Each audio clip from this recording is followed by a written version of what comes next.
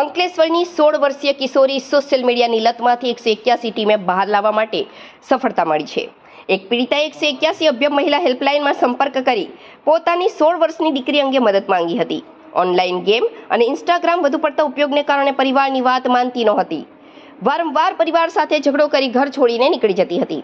16 વર્ષીય કિશોરી online game અને Instagram પર વધુ પડતા ઉપયોગને કારણે પરિવારની વાત માનતી નહોતી તેમજ વારંવાર પરિવાર સાથે ઝઘડો કરીને નીકળી જતી હતી।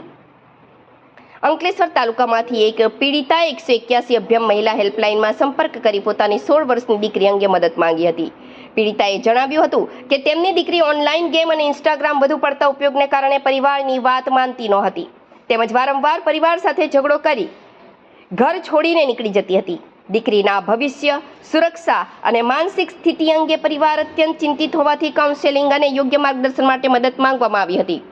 પીડિતાએ ના નિવેદન મુજબ કિશોરી હાલ ધોરણ 10માં અભ્યાસ કરે છે, છતાં તે રાત્રિના સમયે લાંબા સમય સુધી મોબાઈલ ફોનમાં વ્યસ્ત રહેતી હતી તથા સોશિયલ મીડિયા પ્લેટફોર્મ પર અલગ અલગ આઈડી બનાવી અજાણ્યા યુવકો સાથે સંપર્કમાં રહેતા પરિવાર દ્વારા વારંવાર સમજાવવા છતાં કિશોરી માતા પિતાની વાત અવગણી ઝઘડા કરતા અને ઘર છોડીને જતી રહેતી હતી।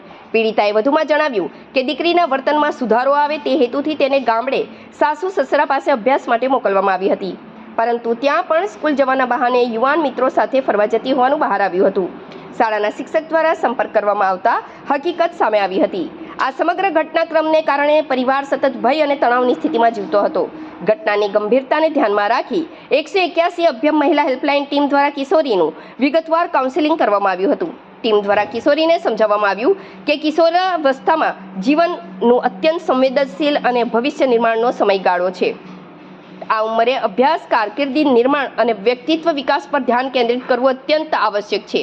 ઓનલાઈન ગામમાં અજાણ્યા લોકો સાથે સંપર્ક થતો હોવાથી સાયબર ક્રાઇમ, બ્લેકમેલિંગ, ઓનલાઈન છેતરપિંડી, ખોટી મિત્રતા તેમજ વ્યક્તિગત માહિતીનો દુરુપયોગ થવાની સંભાવનાઓ વધી જાય છે।